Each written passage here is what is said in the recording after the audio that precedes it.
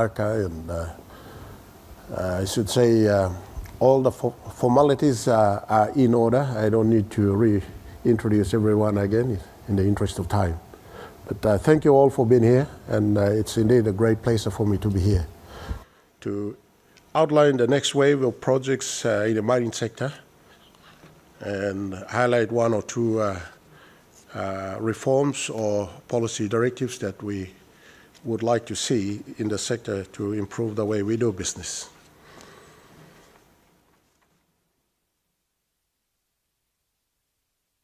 You know, the first question that comes to mind when you want to know where you are with respect to your address in the mining business, you go back to the fundamentals, and that's looking at where you sit with respect to your prospectivity in the globe.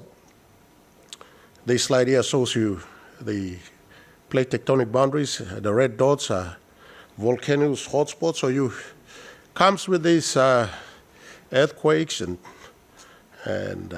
volcanoes, very deadly, but also the goodies that we find. This is a map produced by United States Geological Survey showing where those, what we call the major porphyry deposit sits. They sit almost perfectly in alignment with where the plate boundaries are. And if you look at where PNG sits, you would see a cluster of red dots, meaning that we are in the right address. Now, when you look at the world-class deposits across the globe, within a short distance from here to Irian Jaya, 2,500 kilometers, we have 9 world-class gold resources that are greater than 5 million ounces, simply meaning that PNG is highly prospective. We are within what they call the elephant country. So what do we have? If you look at this map, in terms of the large deposits, the major type of deposits we have is called porphyry copper deposits, and they are currently, Bougainville used to be the first mine, then followed by Octari, and the 2 new mega projects online are Wafi-Golpu and Frida River project. The other type of deposit that we have in this country is generally termed as epithermal gold, and the 2 major or large, in fact, 2 of the largest in the world, I should say, are Porgera and Lihir. If you look at the numbers for Lihir, it's sitting close to 90 million ounces, which is by far probably one of the largest in the world. Then we have Ramu nickel, a laterite nickel deposit, and there are 6 medium-scale mines, as you can see up there. The major projects of interest in the order of priority as a regulator is to reopen Porgera mine, and number 2, to conclude the negotiation process with Wafi-Golpu development partners, and thirdly, move towards getting Frida River permitted.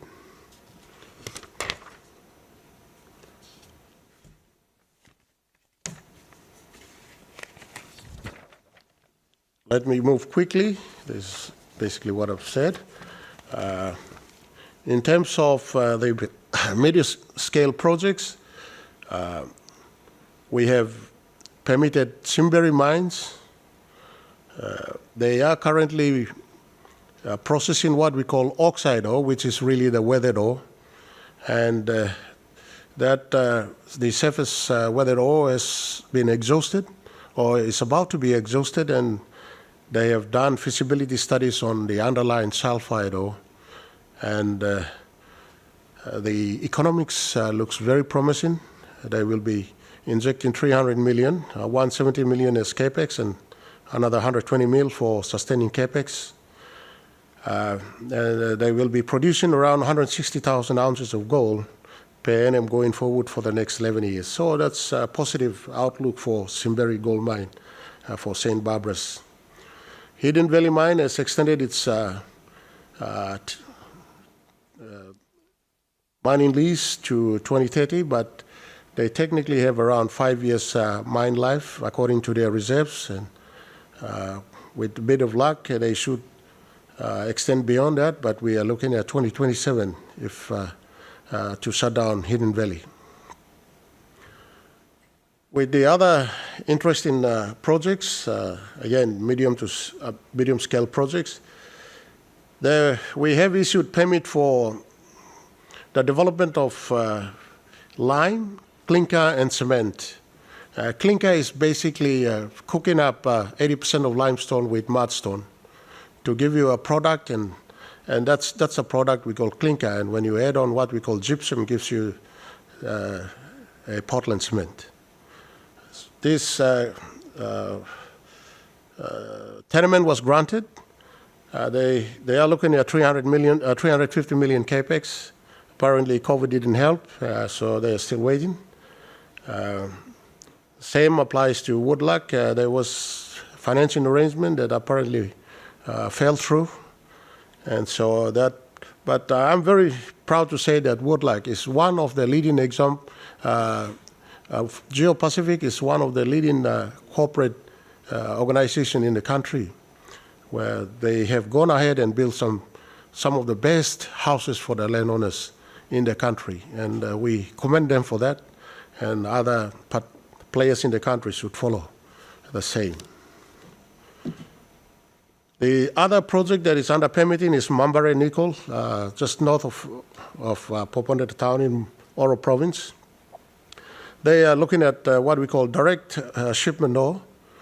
Now, direct shipment ore is basically looking at nickel grades above 1.2% or probably 1.5% high.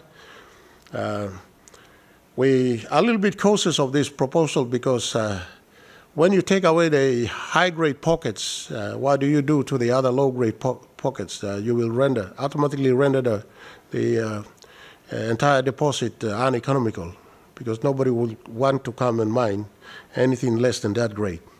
So it's a bit of a challenge. We are trying to mitigate that through with our development partners and see where we can land. Oak Teddy Mining Limited has applied for extension, and that application is under processing. So in a nutshell, if all goes well with Pogra, we are looking at permitting reopening of the mine by Q3 or Q4 of 2022 or Q1 2023.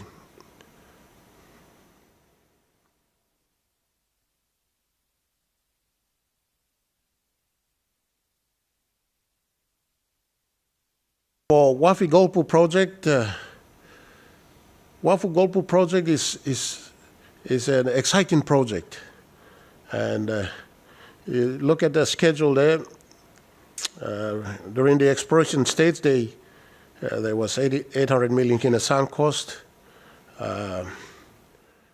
We are currently, at the final stages of concluding the negotiations for mining development contract.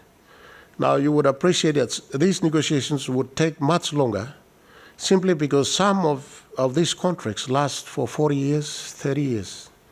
And so the current team on the negotiation table are basically taking their time to ensure that the best is secured for the nation and its people. So after after permitting, it will take five and a half years to construct. It will be an underground block cave mining, 28 years of production, and by 2053, if all goes according to schedule, that would be the end of mine life. But below that ore deposit, we have extension of the ore body, and right now with more work, there might be, that mine may continue beyond 2053. So you would see I have Assurance Trust Fund, question mark there. Apparently, in terms of policy and legislation, this country, I mean, Papua New Guinea does not have mine closure guideline and mine closure policy on mine closure. It's an important part of the mine cycle, and apparently we will be trying to get our heads around it to get it done, so that we have full coverage of the mine cycle. So that's Wafi Golpu. Just a quick brief on the project itself. If you look at the graph there, those numbers up there are good for those people who understand, but if you look at the graph down there, Grasberg used to be one of the largest copper gold mines in the world.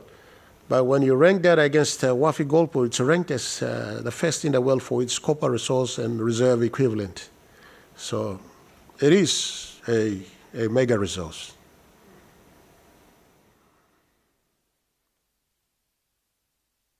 That's how they're going to develop the ore body. If you say that orange-pink body there, it's the geology of the deposit. They will be developing decline down and then have an engineering block cave approximately 900 meters below the surface. Then they will be drilling for more information to improve the confidence of the mineral resource, and also look at the structure, because it's underground, and underground block caving is really, you're talking about working almost more than a kilometer below the surface. And it is critical that all this information are collected properly before they engage in mining itself. So there will be serious drilling and upgrading of the resource going forward, but this is how it will look. Going quickly, let me move on. This is how it will be mined.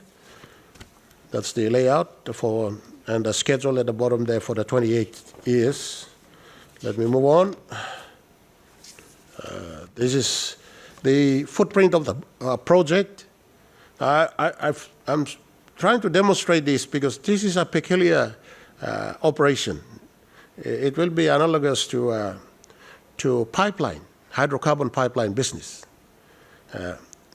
So the lines, the yellow lines you see there is basically the pipelines that will transport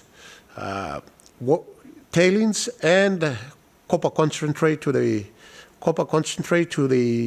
wharf, tailings to the DSTP site, and there will also be fuel pipeline to carry pipe fuel from the wharf directly into site. So there will be no trucks carrying fuel because it will be underground mining.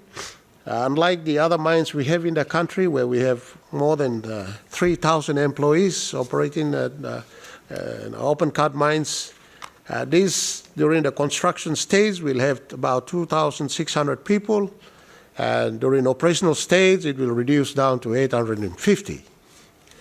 So that's the outlook of this project. That's the development schedule. That's the cash flow. Obviously, will cost around 2.8 billion for initial capex and another 2.6 sustaining capex. The internal rate of return is 8.2, by far the best. Payback is 9.5 years, so all good. Economics are good. Frida River. Frida River is one of those mega undeveloped resources in the country. It's, again, another porphyry copper system. The way the proponents are suggesting is that they wanted to build 4 different integrated or interrelated entities look at what it is on the schedule there.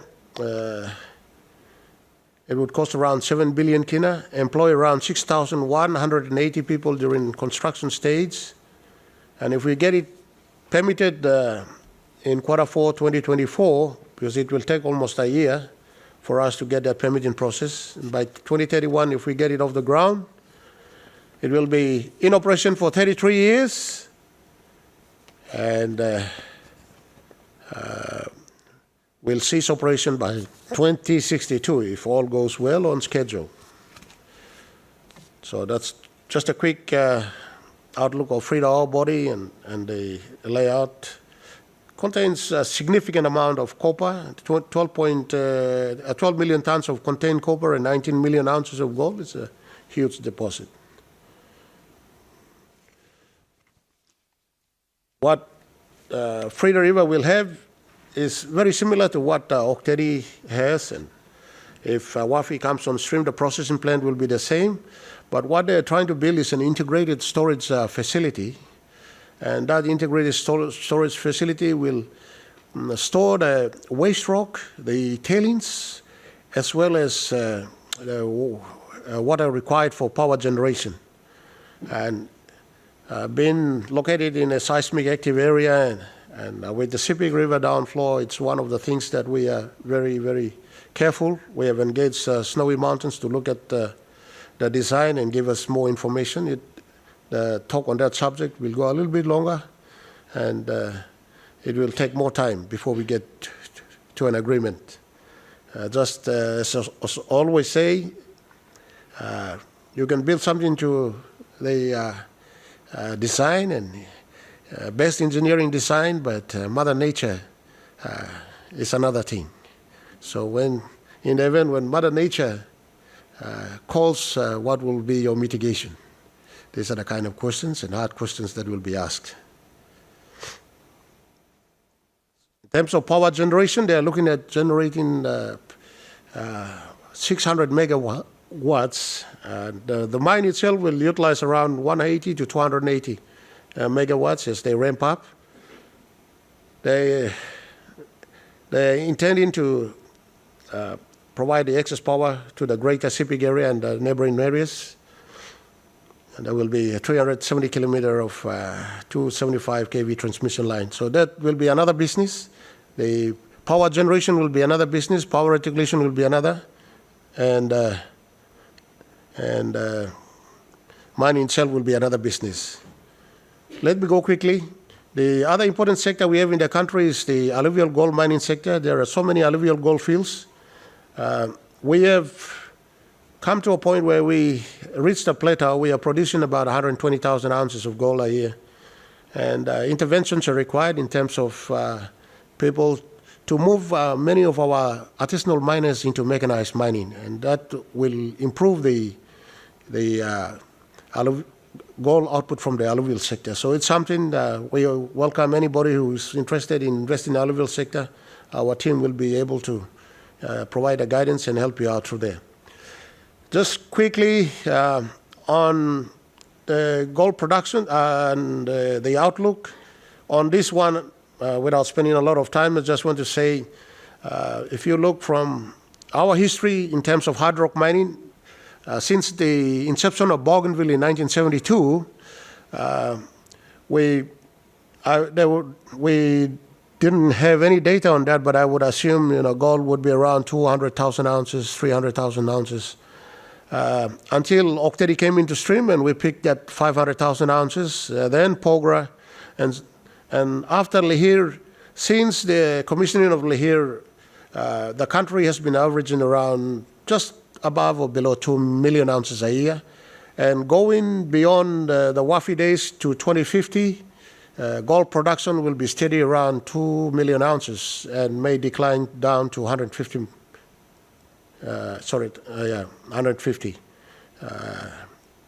towards the end of the scale there.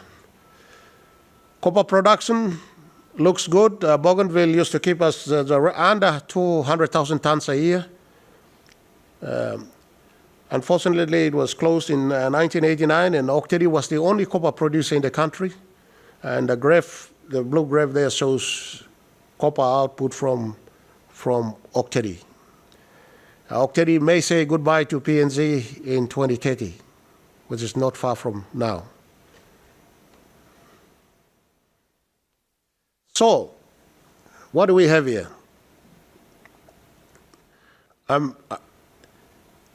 Analysts are telling us that copper production, copper demand by 2050 will increase by 200% or so, where the global copper production is around 25 million tons per annum.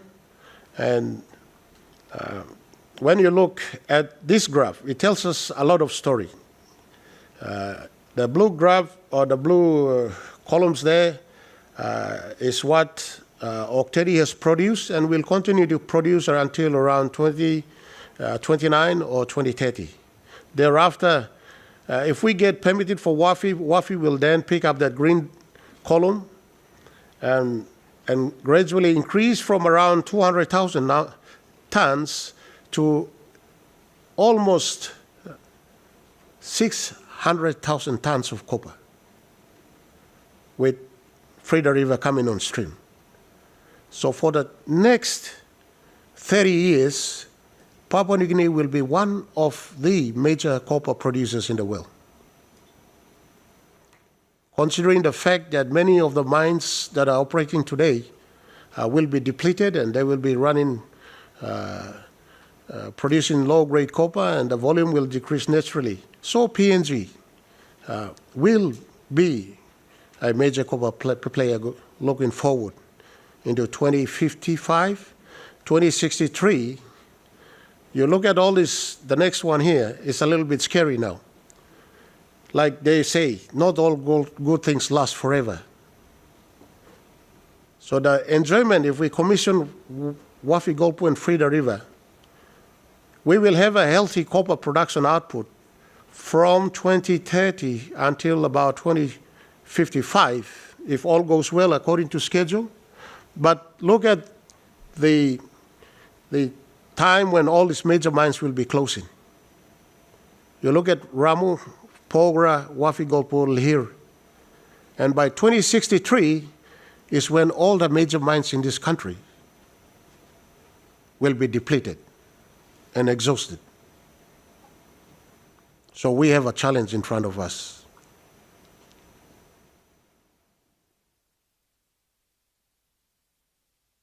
Look at this graph. It's from the Bank of PNG. Going back to 2000, the red line up there gives you the cumulative export value in Kina, total by year. And if you look at the yellow bars, it is the mining sector that has been carrying this country until 2014 when LNG was commissioned and when we have the first LNG shipment.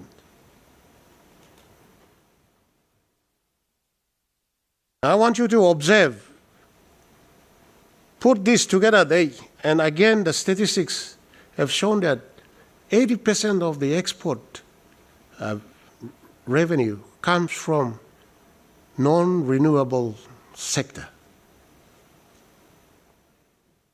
We have a crisis at hand, I believe. You look at agriculture, forest, and marine products, which are sustainable economic sector. They have not come up to match the non-renewable sector. They have not grown. More recently, look at the figures going back in recent times. The first bar there is the 5 billion Kina export revenue bar. The brown bar just passes the 5 billion bar, cumulative for the for the renewable economic sector, particularly agriculture, forest, and marine products put together, fall way below 6 or 7 billion Kina per annum. And look at the imbalance, the mining and the petroleum sector. we need to grow the sustainable economic sector. That must be the talk of the day.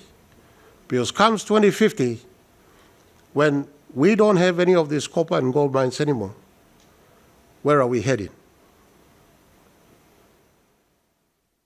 I leave that thought with all of us here. On new policies and legislation, the Prime Minister has issued a caveat for any projects permitted before 2025.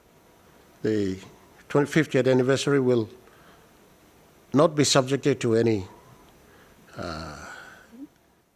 new legislations or policies. One of the things that comes out strongly and across the globe now is social licensing. There will be a policy whereby the state will shift its obligation wholly to the mining projects. So far, the state has been carrying a lot of corporate social responsibilities by building schools, classrooms, and other infrastructures for mining impact communities. Now, that will be shifted to the project because the landowners need to see that they are getting direct benefit from the extraction of their resources. In a way, it is good because it gives the operator the social license to operate. There is visibility. Mine closure policy, as I've said, is absent, but I think when it comes to long-term sustainable mine closure should address long-term sustainable but long-lasting socio-economic programs. And I believe that we should be investing in agriculture, forest, and marine, something that we can manage, something that we can grow, and something that we are used to. Because not all this enjoyment that we got from mining will last forever. I've shown you by 2053, this place will be dry. So we want to look at some policy that will also enable us to look at deep-seated ore bodies and strong policy towards growing non-renewable economic sector are policies that we should strive for. Thank you, ladies and gentlemen. We'll take some questions, if there are any questions. That'd be great. If someone could put my microphone on, that would be great. Thank you for that presentation, Jerry. And there were a couple of questions that came from the floor. Maybe we could ask you to comment. First one is about the prospects of restarting the Panguda mine in Bougainville. Perhaps you could just make a short comment on, I know it's a big issue, but maybe a short comment on what you think the likelihood of that is. Thank you. Bougainville is no longer under the jurisdiction of Mineral Resources Authority. The mining functions have been transferred to the autonomous region of Bougainville, and they are basically responsible for all the mineral resources on the island, including Bougainville. Another question is from Tess Newton-Kane. The Post-Courier is reporting that the Prime Minister and others have been in Singapore meeting with partners of the Porgera and Wafi-Golpu projects. What does this mean for the timelines of these projects? I cannot comment because I have no privy to what was being discussed in those meetings. It's anyone's guess. What is the next stage? I mean, there has been continual delays over Porgera getting to the final permitting stage. What is the current roadblock that is preventing that from happening?